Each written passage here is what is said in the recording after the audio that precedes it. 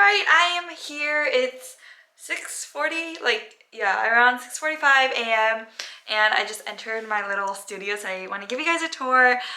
The whole process was probably like around 45 minutes because I had everything ready. So I do understand how if people don't have things ready, it would take a lot longer.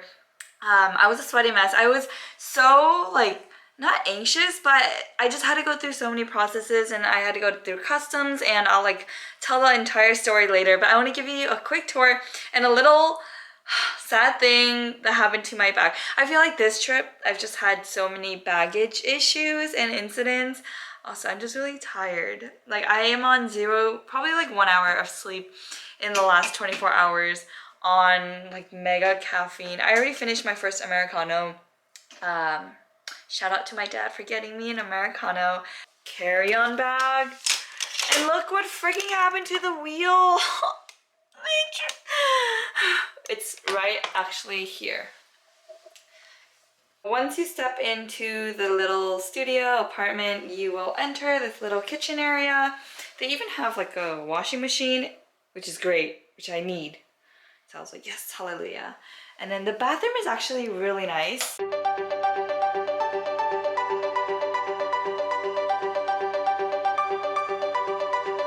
The bed and lamp, just cute little space. It's really tiny. And then here's the outdoors. Not much of a view, but the sun is slowly rising. My TV and mirrors. Hello! Today I'll be talking a little bit about the COVID testing that I went through, or just the process in general of arriving in Korea and then going through all the legal documentation and immigration, and then to coming to my Airbnb and other COVID related things and other flying during a pandemic kind of things. So first off, I just came back from getting a COVID test and it's so painful. I have a really high pain tolerance, but they literally shove two Q-tips down your nose, literally down. So it was so deep. I was like, no, I have a really high pain tolerance, but that was just terrible. And then they stick another one down your throat area. It's not as low, but I kept checking in the mirror, am I bleeding? Is it scarred? Because I'm pretty sure it's scarred, or it feels like it's scarred. But when I went there, so the thing is you can go to any health center that's in your area, and I think they have a list that you can go to that's near your area. And when I went there, they first had me sanitize my hands and then wear a vinyl glove.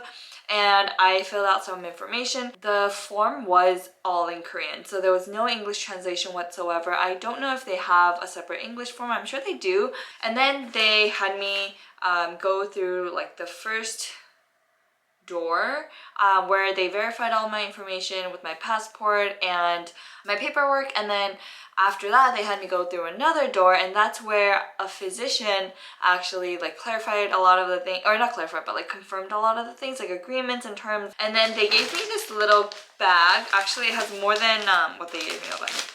So the main things, I'll do a little unboxing. So to start off, they give you a few papers to read, and the thing is, it's all in Korean. Again, there's no English translation, and I am able to read and understand all of this, but again, if someone isn't as fluent in Korean or just need a little bit more understanding in English, it might be a little bit hard. I don't know if they have one in English. Even the instructions on how to take your temperature is in Korean fully. Anyway, there's no English version. The only English I see is on this. And there's also a Korean version. And what I have to do is I just gotta sign it and give them proof of where I'm staying in Korea, and then send it over to them. And then this is just instructions on how to use the garbage bags that they give you. So the two bags that they give you are these. I didn't read information on how to use these different bags, but they gave me one for the next 2 weeks. Okay, well, I don't know. I'm sure I gotta read this later, but. And then this bag. So next up, they give you two masks. Not like I'm gonna really need it here, but anyway. And then they gave me this hand sanitizer bottle. Super cute. I like it. And then they gave this. So apparently, the way to use this is I'm going to put it on the back, like the back of the tongue, or actually the instructions are right here. So there are two ways of using this. One is the oral, and I put it on the back of my tongue, and I have to record my temperature for 1 solid minute. And once that minute is over, it will show you a little bit. And I just got to record it on my quarantine diagnose app that I'll show you in a little bit. And then this is how I take my temperature every day. So I put it under my tongue, my mouth, and then it shows you like the temperature. Okay, so this says 36.5 plus 2, so that's going to be 36.7. I go in here and I have to type in no, 36.7, and then I scroll down, no, I have nothing, and that is it. Confirm. You gotta be kind of active with your phone, so if they detect that it's just still for a really long time, then they get suspicious and they might call you. I don't know. We'll see. I'll keep you guys updated. But yeah, that's all for that for today, or for this morning, or for this later part of the morning. So talking about like how I went through the process of all the documentation and legal stuff during or right when I arrived at the airport, I will do in just a bit. Alright, now the next part, actually this should have been the first part, but it's the second part, is how things went when I was actually at the airport. When I got off the plane, I had to, or the thing is, when you're on the plane, they give you some documents to fill out. You can get this at the airport as well, but it's easier if you just fill it out and then you just go to the line. So there are a few stations that you have to go through before you get your bags. And the first was where they check to make sure that the information that you put in on the form was correct. It was, I don't really remember, I think it was like health declaration form and like travel declaration form. I forgot, but something like that. So I had to put in my dad's number because I don't have a Korean cell phone number so far. Like right now, I will get one soon, but like I don't at the moment. And then you have to go to the second station, which is where they actually call your guardian. For example, like my dad, because I have like a family member here, so they call my dad to verify like where I'll be staying for my Airbnb. Usually people will be staying at a Korean like government facility, such as like a hotel. And honestly, I've heard really good things about the hotels, but I personally am not a fan of hotels. Like I have trauma. I do not like hotels. So I chose to do an Airbnb, and I'm very happy with my decision because it's a cute little area. So in order to do that, you have to make sure that you have a family member. I think if you don't have a family member or like a blood related family member, you're required to stay at the government facilities. And then they call my dad, and after that got verified, I had to go to the third station. I think it was like for immigration purposes. Oh, also, I forgot to say, during the first two stations, they will make sure that you download the app, put in all the information, and get it verified. And then they will also put on tracking so that your location will be tracked at all times. You're not allowed to turn it off at any point. You're not allowed to delete any of the information that you put in.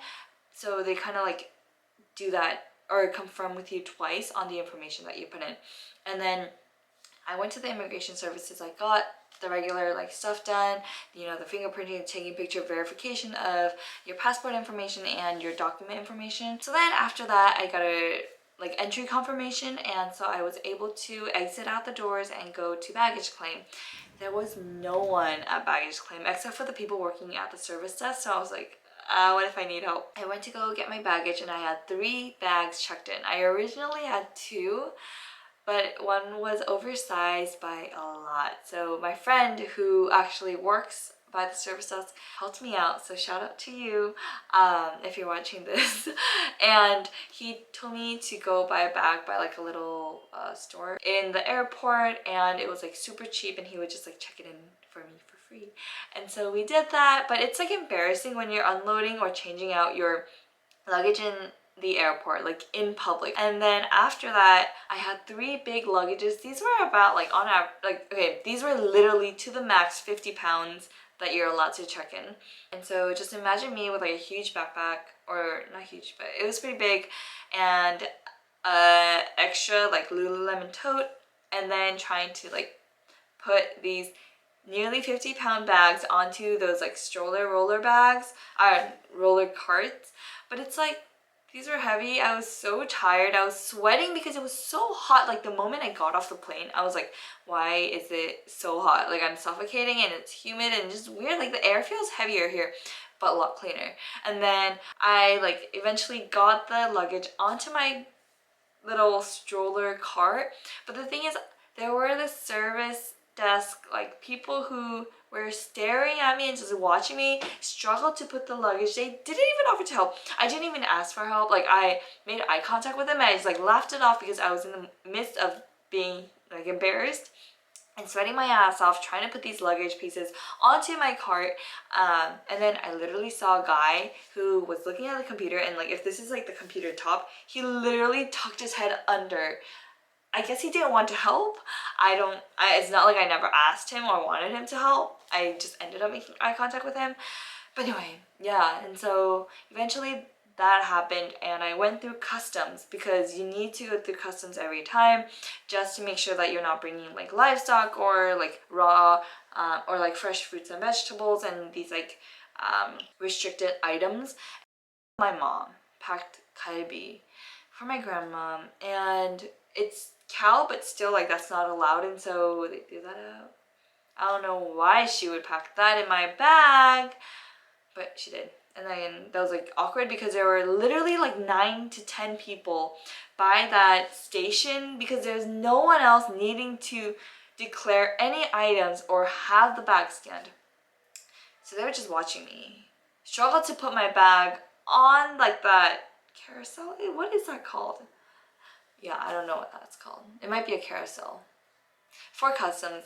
And then they were just like checking, and you know those like canine dogs that sniff? Yeah, that dog like literally sniffed the bag for the longest time, and I was like, I get it, okay, I'll go to customs. So I did that, and after that I went to the exiting gates. But at the exiting gates there were 5 men who were like who had to check my passport, my documents, and my entry confirmation, like little tab ticket, whatever paper. But in the midst of this whole craziness with baggage claim and customs, I ended up losing that piece of paper. I think the guy at customs accidentally like took 2 pieces of paper from my passport, which also included that entry confirmation paper. So I was like freaking out internally. I like literally panicked inside.